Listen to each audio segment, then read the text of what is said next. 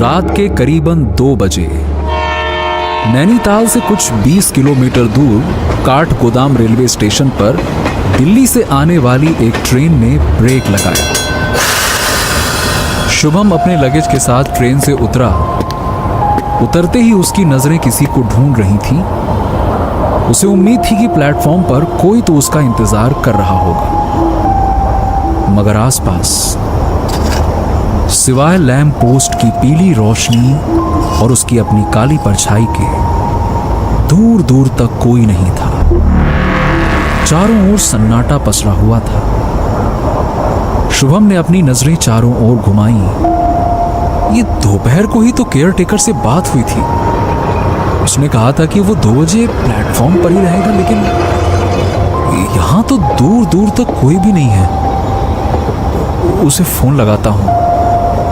अरे यार, ये क्या मुसीबत है। अभी सुनसान जगह में मैं अकेला करूं तो करूं क्या। शुभम के कदम स्टेशन के बाहर जाने वाले गेट की ओर मुड़ गए। वैसे शुभम की उम्र कुछ 28 साल की है। सिविल इंजीनियरिंग करने के बाद नैनीताल में उसकी नई पोस्टिंग हुई है। उसे जल्दी से जल्दी नैनीताल पहुंचकर ज्वाइनिंग करनी है। यार, यहां भी कोई नहीं है। स्टेशन के बाहर भी चारों तरफ वीरानी छाई हुई थी। गुस्से में तमतमाते हुए शुभम ने अपनी जेब से सिगरेट निकाली। उसने अपने मुंह में सिगरेट दबाई ही थी कि तभी किसी ने अपना हाथ उसकी पीठ पर रखा। शुभम ने चौंक कर पीछे की ओर देखा तो सामने लाल रंग का मंकी कैप पहने एक नाटे कद का आदमी उसे घूरे जा रहा था। शुभम बाबू। विजेंद्र के सामने के दांत नहीं थे और उसकी एक आंख में मोतियाबिंद था। जी, मैं ही विजेंद्र हूं। शुभम का गुस्सा एकाएक फूट पड़ा। यह क्या तरीका है?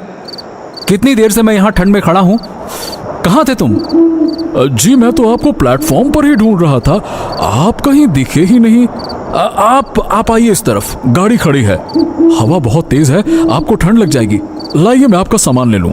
लाइए। शुभम ने बहस करने की बजाय गाड़ी के अंदर जाना ही ठीक समझा, क्योंकि ठंड भी बहुत ज्यादा थी। दोनों गाड़ी में बैठ गए। विजेंद्र ने गाड़ी स्टार्ट की और सन्नाटे को चीरते हुए वहां से निकल गए। शुभम की आंखों में नींद झलक रही थी। उसने अपनी आंखें बंद की और सो गया। विजेंद्र ने अचानक से ब्रेक लगाया। शुभम हड़बड़ाकर उठ गया।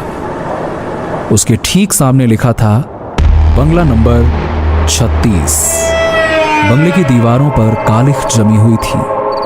वहां 3-4 बंगले और भी थे, पर ऐसा लग रहा था कि मानो सभी बरसों से बंद पड़े हों।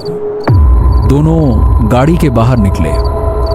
हाँ, तो यही है तुम्हारा गेस्ट हाउस? जी बाबूजी, पर मैं तो बस केयर टेकर हूं, मालिक तो कोई और ही है। अच्छा। वैसे देखने में तो ये कोई भूत बंगला लग रहा है। विजेंद्र ने एक जंग लगे ताले को खोला और दरवाजे को जोर से धक्का मारकर खोला और अंदर की बत्ती जला दी। शुभम भी उसके साथ अंदर आया। उस बंगले के अंदर की दीवारें भी काली पड़ चुकी थीं। कमरे से एक अजीब सी बू आ रही थी, मानो यहां सालों से कोई आया ही नहीं। कमरे के कोने में कुछ जली हुई कुर्सियां रखी थीं। शुभम ने विजेंद्र से पूछा, ये कैसा गेस्ट हाउस है? सारी दीवारें काली क्यों हो गई हैं? बाबूजी, कई साल पहले यहां आग लग गई थी। सब कुछ जलकर खाक हो गया था। उसके बाद यहां रंगाई पुताई कभी नहीं हुई, तो पड़ा है ऐसे ही। आग? कैसे? जी, वो शॉर्ट सर्किट हो गया था, पर अब घबराने की जरूरत नहीं है। अब सब ठीक है। शुभम काफी थक चुका था, तो वो अपने सामने पड़ी आराम कुर्सी पर बैठ गया। शुभम ने अपनी आंखें थोड़ी देर के लिए बंद की ही थीं कि अचानक से खट की आवाज आई और बिजली गुल हो गई। कमरे के चारों तरफ अंधेरा फैल गया। शुभम घबराकर उठा। ये क्या हुआ? बिजली कैसे चली गई? जी, लगता है फ्यूज उड़ गया है। मैं अभी ठीक कर देता हूं। विजेंद्र ने अपनी टॉर्च जलाई और बाहर फ्यूज ठीक करने चला गया। शुभम के ठीक पीछे लकड़ी का एक दरवाजा था। उस दरवाजे के अंदर से किसी के दस्तक देने की आवाज आई। शुभम अपने पीछे की ओर मुड़ा, मगर उस घुप अंधेरे में उसे कुछ भी दिखाई नहीं दे रहा था। अचानक दरवाजे पर ठकठकाने की आवाज तेज होने लगी, जैसे दरवाजे के उस तरफ कोई है। शुभम ने अपने मोबाइल का फ्लैश ऑन किया और उस दरवाजे की ओर बढ़ने लगा। जैसे ही शुभम दरवाजे के करीब पहुंचा, ठक-ठक की आवाज अचानक से बंद हो गई। उसने धीरे से दरवाजा खोला और अंदर की ओर देखा। अंदर कमरे में दीवारों पर जली हुई पेंटिंग्स के अलावा कुछ भी नहीं था। शुभम ने राहत की सांस ली और दरवाजा बंद करके वापस जाने के लिए मुड़ा, और तभी एक हवा का झोंका शुभम के कान से टकराया और काला साया तेजी से उसके शरीर से आर पार होकर सीधा कमरे की दीवार में घुस गया। शुभम के हाथ से मोबाइल छूटकर फर्श पर गिर गया। उसके दिल की धड़कनें तेज हो गईं और डर के मारे उसके मुंह से एक हल्की सी चीख निकल गई। इससे पहले कि वो कुछ समझ पाता, फिर से जोर से खट की आवाज आई और बंगले में बिजली वापस आ गई। शुभम को कुछ समझ नहीं आया कि उसके साथ अचानक से ये क्या हो गया था। क्या ये उसका भ्रम था या वाकई में उसके कमरे में कोई था? शुभम बाबू, अब आप निश्चिंत हो जाइए, मैंने फ्यूज ठीक कर दिया है, अब कोई दिक्कत नहीं होगी। विजेंद्र ने शुभम के चेहरे पर एक डर महसूस किया। क्या हुआ शुभम बाबू, कोई परेशानी? शुभम अब भी शौक में था। हाँ, नहीं, कुछ भी नहीं। सुनो, कल मुझे 10 बजे ऑफिस में रिपोर्ट करना है। आज की तरह कल लेट मत होना, ठीक है? टाइम पे आना। विजेंद्र ने अपने चेहरे से मंकी कैप हटाया। शुभम उसकी सफेद दाढ़ी देखकर चौंक गया। विजेंद्र की उम्र लगभग 70 साल की होगी। जी आप बिल्कुल घबराइए मत, मेरा घर पास में ही है, मैं कल 9 बजते ही आ जाऊंगा, आप तैयार रहना। तुम, मेरा मतलब आप तो काफी बुजुर्ग हैं, विजेंद्र ने मुस्कुराते हुए कहा। जी, थोड़ा बूढ़ा जरूर हो गया हूं, पर शरीर से लाचार नहीं हूं। अच्छा, अब मैं चलता हूं, आपका कमरा उस तरफ है, मैंने बिस्तर लगा दिया है, अब आप आराम करिए, सो जाइए। विजेंद्र वहां से चला गया। शुभम अपने कमरे की ओर बढ़ा। अपना बिस्तर देखते ही उसे जोर से नींद आने लगी। उसने एक लंबी सी जम्हाई ली और रजाई तान के सो गया। रात के करीबन 3 बज चुके थे। हवा की खोखली सी आवाज गूंज रही थी कि तभी रुई के सफेद गोले की तरह बर्फ के छोटे छोटे टुकड़े आसमान से बरसने लगे। गेस्ट हाउस की काली पड़ चुकी दीवारें अब धीरे धीरे सफेद हो रही थीं। इधर शुभम अपने कमरे में घोड़े बेचकर सो रहा था कि ठीक उसी वक्त ऊपर के कमरे से एक जोर की आवाज आने लगी, जैसे कोई किसी चीज को बार बार फर्श पर पटक रहा हो। शुभम की नींद टूट गई और उसने ऊपर की ओर देखा। उसे विजेंद्र की बात याद आई और शुभम ने सोचा कि जरूर ये आवाज हवा की वजह से आ रही होगी, और वो वापस से मुंह ढककर सो गया। लेकिन कुछ सेकंड्स के बाद ऐसा लग रहा था कि मानो ऊपर कोई तेजी से दौड़ रहा हो, और फिर एकाएक आवाजें आनी बंद हो गई और एक लंबी चुप्पी के बाद बेहद जोर से शीशे के फूटने की आवाज आई। और यह सुनकर शुभम एकदम से बैठ गया। ये आवाज हवा की वजह से हो सकती है। तभी एक दूसरा शीशा फटा। शुभम तेजी से रजाई से बाहर निकला और ऊपर के कमरे की ओर बढ़ने लगा। ऊपर जिस कमरे से आवाज आ रही थी, उसके दरवाजे पर एक पुराना जंग लगा ताला लगा था।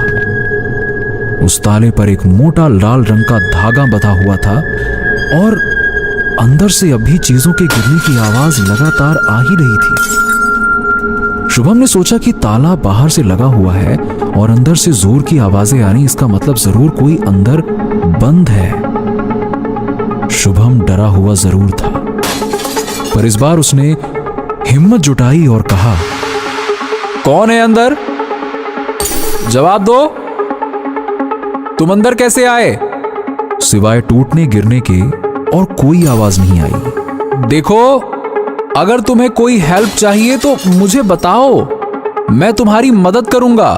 शुभम के मुंह से हेल्प शब्द निकलते ही सारी आवाजें एकदम से बंद हो गईं और कुछ सेकंड्स के लिए खामोशी छा गई। और फिर अचानक ताला और वो लाल धागा खुद ब खुद खुलकर नीचे गिर गया। शुभम हड़बड़ाकर कुछ कदम पीछे हट गया। अब शुभम हैरान था कि आखिरकार ये सब कुछ हो क्या रहा है। अगर कमरे में कोई है तो वो कुछ बोलता क्यों नहीं? एक लंबी सांस ली शुभम ने और फैसला किया कि वो खुद कमरे के अंदर जाकर तहकीकात करेगा कि आखिरकार अंदर ऐसा क्या है। शुभम ने दरवाजा खोला और धीरे से कमरे के अंदर घुस गया। वहां घुप अंधेरा छाया हुआ था। शुभम ने दीवार पर अपना हाथ फेरा।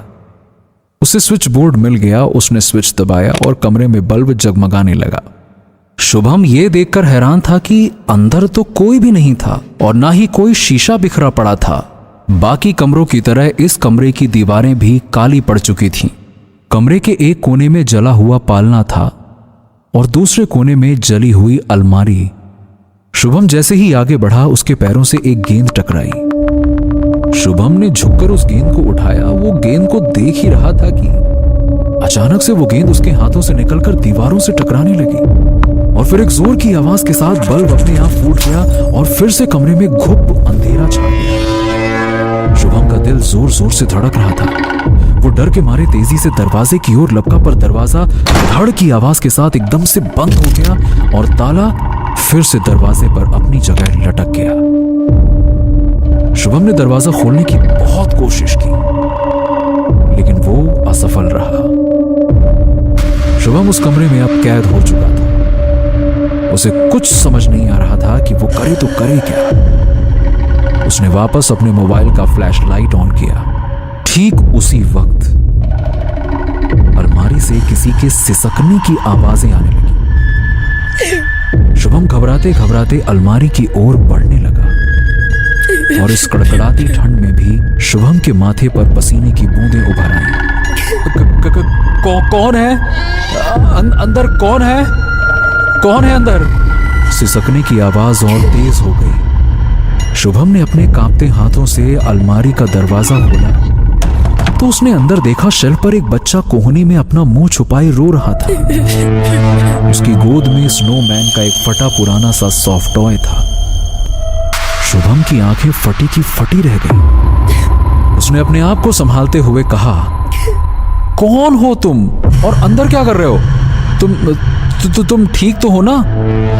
बच्चे ने रोना बंद किया। उसने अपना चेहरा धीरे धीरे ऊपर उठाया और शुभम की ओर मुड़ा। वो बच्चा कुछ 10 से 12 साल का होगा। उसने टूटी हुई आवाज में कहा, हेल्प। शुभम उस बच्चे का हाथ थामने ही वाला था कि अचानक से उस बच्चे के हाथ से लंबे नाखून निकले। ये देखकर तो शुभम का कलेजा बाहर आ गया। इससे पहले कि वो कुछ सोच पाता, उस बच्चे ने अपने नाखून शुभम के हाथों में गड़ा दिए। शुभम की चीख निकल गई और वो वहीं चक्कर खाकर गिर गया।